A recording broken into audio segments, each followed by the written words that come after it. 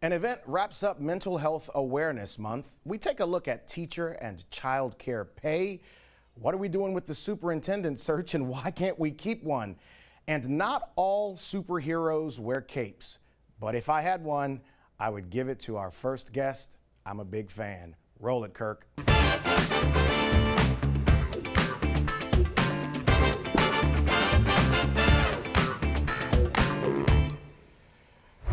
Dr. Muriel Harrison left Southern University in 2013 and picked up the mantle of community advocate in the Gardere area. Now, many of you who have lived here as long as I remember how Gardere was such a hotbed of violence for so long.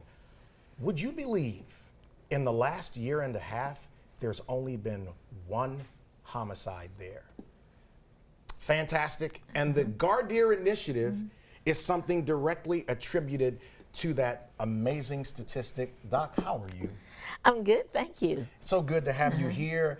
I brag on you all the time in the city for kind of what I just talked about with homicides here. Okay, let's talk about the transition. You left Southern and you went into the Gardere area to work in the community. What was that transition like?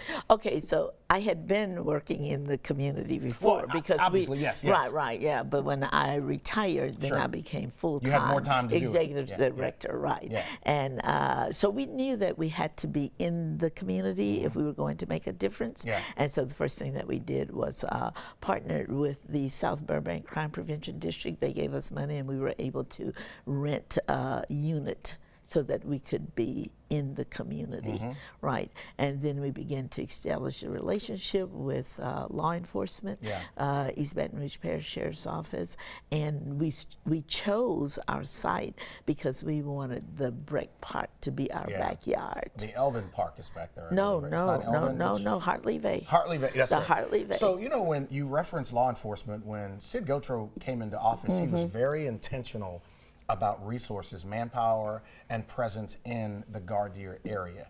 That had to be a benefit to what you wanted to do. Oh, it was. He came in with the idea of community policing, and we were the first community to benefit from that. Right.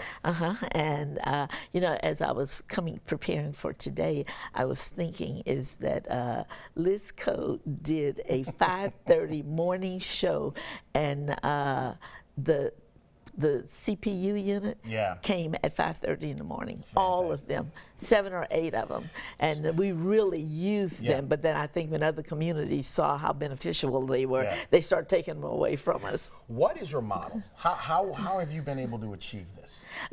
Coalitions, collaborations with other entities. So I mentioned the South Burbank Crime Prevention District, the Sheriff's Office, and then Breck Our Back Park. Because we knew that, also I'm a prevention person, and so the data showed that our young people were getting their marijuana, alcohol from the parks and from the neighborhood. So the first thing we had to do was to develop that park. It was a Breck Park, but they say it was a ball field. I said it was a piece of ground because they didn't have a playground. They didn't have a playground. Grass. That's all. And we start meeting with the superintendent, and because if you can remember, 2013 there was a tax to improve your parks, enhance your park.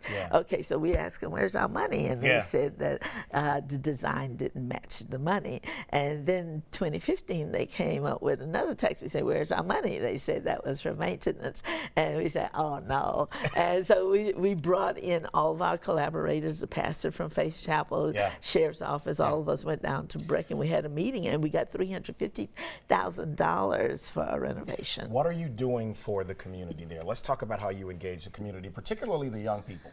Oh, like we're preparing right now for our 8-week summer program, and we work with our elementary school children in the mornings from 9 to 12, and then, you know, it's hot. We don't even have enough space for, we have like 40 to 50 middle and high school students that we work with, but we're so thankful that one of our collaborators is St. John's Methodist Church, and so we use their gym in the afternoons from 1 to 3 to work with our young people.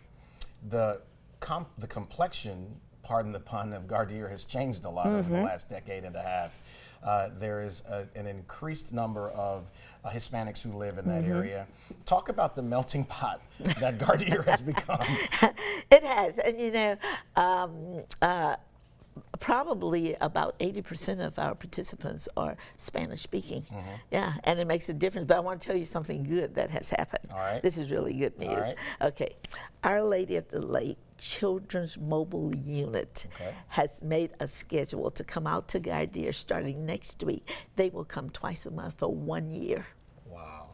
And they will provide services for children with Medicaid, with asylum Medicaid, and even with no insurance. Wow. How can people learn? Well, they can learn more at GardereInitiative.org, but if people want to contribute, what should they do? They can still go to GardereInitiative.org, and there's a donate button on there. There's a contact so that you can contact. We are always looking for volunteers. You know, I was just talking with the lady out there. Give me another 30, Alyssa. Go ahead. Okay, about reading and math. If we had people to just come and read one-on-one. That's our ultimate goal, is to have someone to come. You don't need a degree to read. You just need to be able to work with elementary school children. And again, as I said. Look, I got to run. Would you come back during the summer to talk more about Gardere Initiative? I love anytime. Here's one. I told you, superhero. Let's talk about this superintendent search in EBR next. Okay. The time passed. So let's think about this. In the last 20 years, Adonica Duggan, we've had Clayton Wilcox, Charlotte Placide, John Dilworth, Bernard Taylor, Warren Drake, the lady who was here for a cup of coffee, what was her name? Leslie Brown. Leslie Brown, now Cito Narcisse. 8 school superintendents in 20 years, where there are districts that don't have more than 2 in that time span. Yeah. Why? Well, first, I'm impressed that you could list all those names, and I appreciate off the top of my head, pretty good, right? That's pretty impressive. I'm telling you what. I don't think the average person in Baton Rouge could do that. But actually, you know, the average tenure for a school superintendent of a large urban district is about 3 years. So is that right? While it feels unstable to us because, you know, we did have periods of long tenures, that's not abnormal for a school district our size and makeup. It's not. That's still a shame. It is, absolutely. Because of the nature of the job. And here we are yet again, starting the process to hire a new lead to our school system. How did we get here? I think, you know, the relationship between the previous superintendent and this board was fundamentally broken. Yeah. And I don't think that the fault lies for that on either side completely. Yeah. But I think in general, you have to figure out how to build a relationship of trust between the board and the superintendent, and also with the community. So I don't think people understand the financial behemoth the school system is. Nearly $800 million when you fold in all of the monies, local and federal. Sure. And the fact that the on-the-ground reality for students isn't really that different than it was in years gone by. Is that a product of old systems or lack of intention? I think it's both. Okay. I think that you can't expect that any $600 million, which is, you know, the general fund budget, no $600 million organization in our city would be functioning in the way that the East Baton Rouge Parish school system functions. We wouldn't tolerate it. Right. The level of professionalism expected out of a CEO of an organization of that size in this city with 6,000 employees would be completely different than what we have as expectations for the school system. And unfortunately, this is such important work for our city. We can't lower our expectations in a moment where we're talking about our children's futures. You know, in my next segment, I'm going to talk about a study that looks at childcare and education, teacher pay, and the priority of making certain the important people in the classroom are compensated appropriately for what they need to do. If you got the opportunity to speak to the public, and you do right here, to tell them what they should be expecting from the district, what would you tell them? Because sometimes people don't know what they're supposed to have. You know, I feel like you're poking me with a stick a little bit because the board's in this budget process right now, and you know, organizationally, we always say budgets are a statement of values. And if we believe as a community that the most important thing for for our kids to learn is to have a great educator in front of them, then we have to start prioritizing having a talent strategy, paying our educators what they're worth, making sure that they are supported in their classrooms, making sure that we have an environment where people want to show up to work, making sure that we're holding high expectations for the adults in the buildings, and making sure that the leader of the school system is fully responsible and takes the ownership of the role that they play in this community in moving our kids forward. The board superintendent dynamic. Yes. Okay. You referenced earlier the way that it was before. Okay, how do you reimagine it with the new lady or gentleman who will be coming in to take the reins?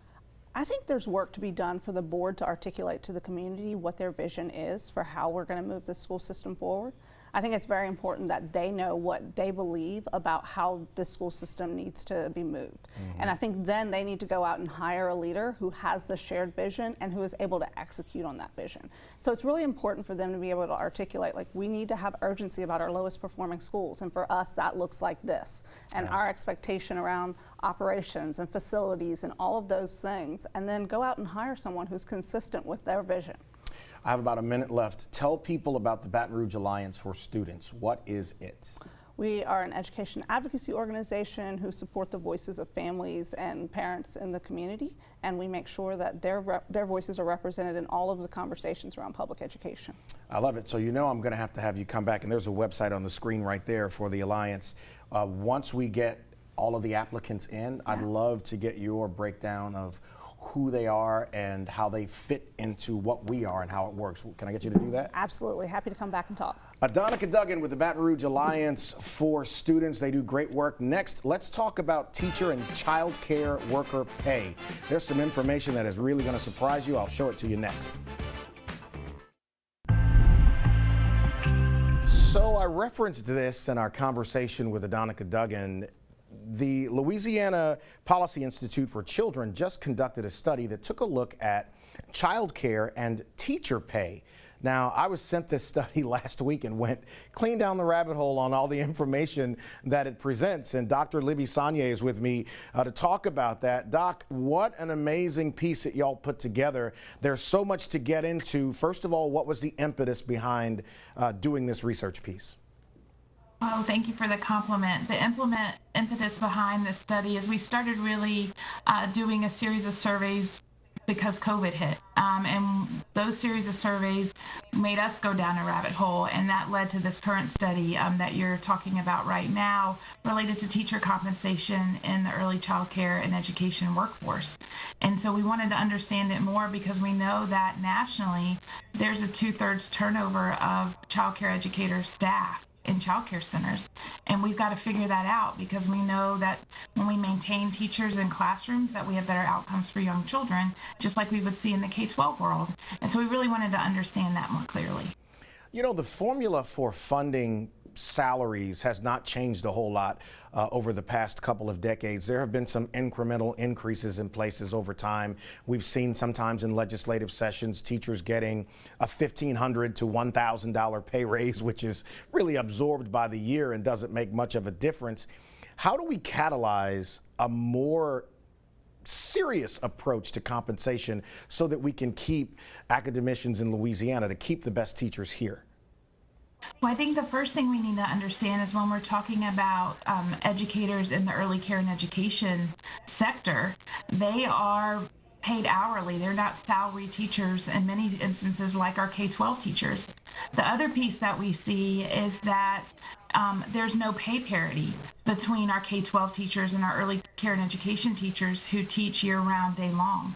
And so what we see is on average that they're making less than $10 an hour for the majority of educators in our state.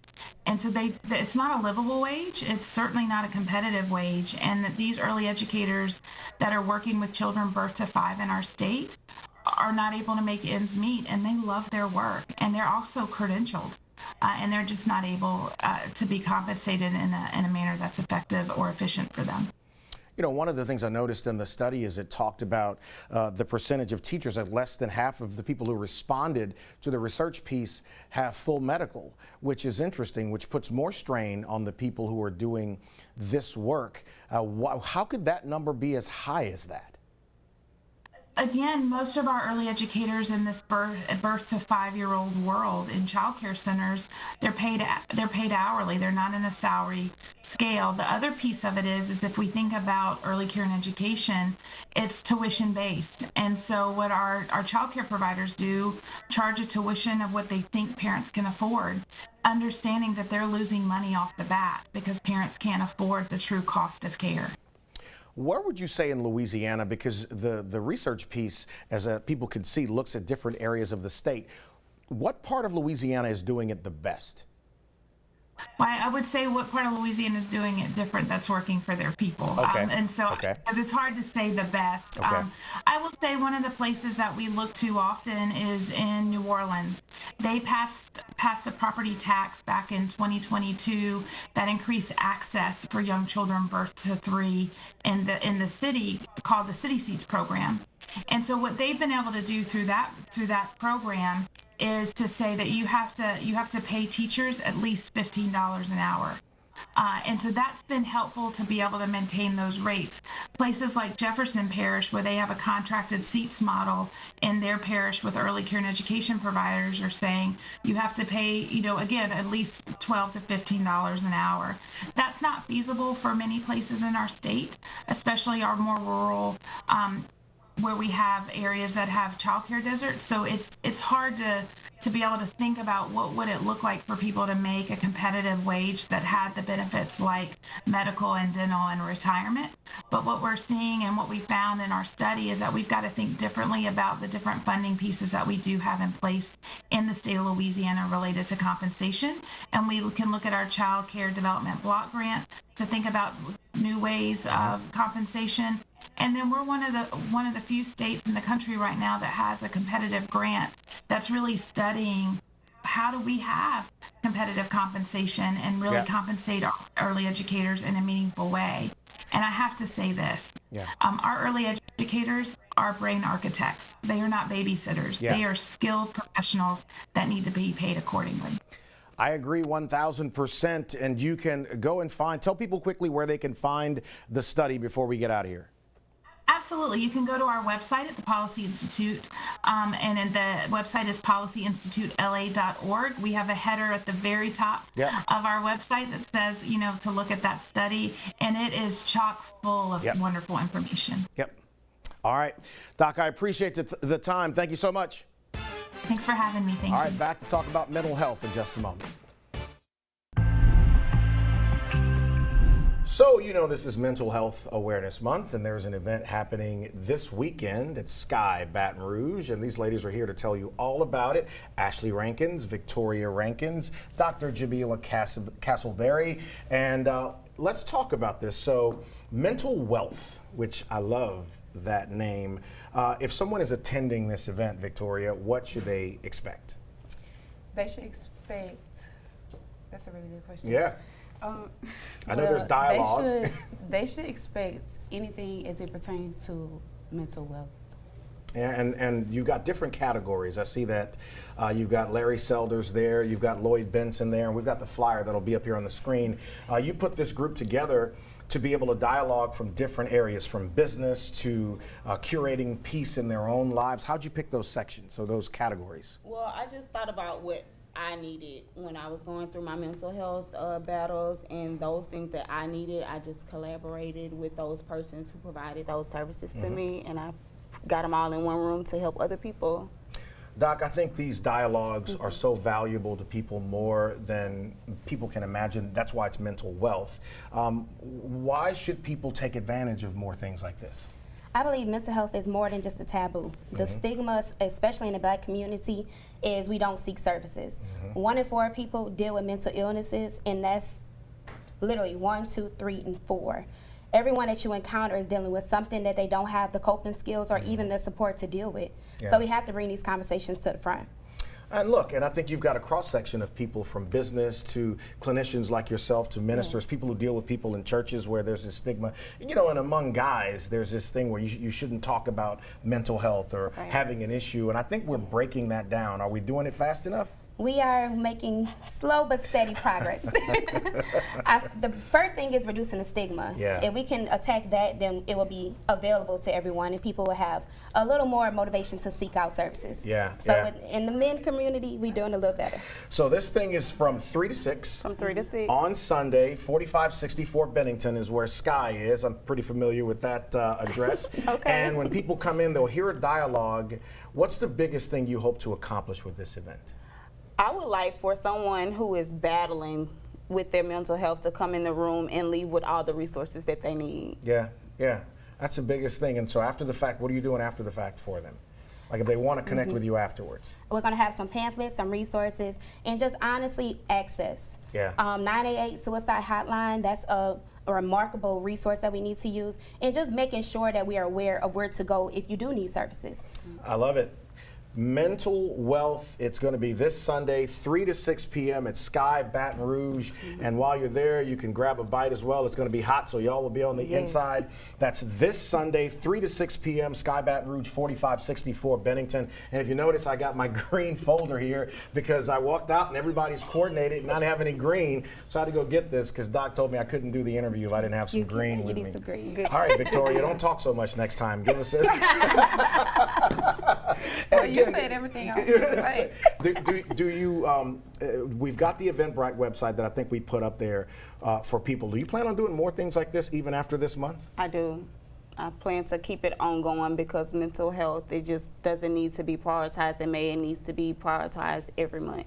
I hear people say the same thing about DV and all these other issues, that it needs to be more than just 30 days. Well, kudos to y'all for putting this on. This is not the first one y'all have done, though, right? No, this is the second. Second one. Second one this year or the second year in a row? Oh, the second one this month. Okay, wow, wow. Yeah. All right, y'all. So next week on the show, you know hurricane season is about to start, ladies. And it's already, it's hot as fish grease right now. Throw a hurricane into that and you see what problems we have. So we're going to be talking with Jay Grimes next week about the 5th season. There is a promo for you've seen for the 5th season documentary that's going to run next week. He and I will talk longer about that. See you then. Great job. I told y'all.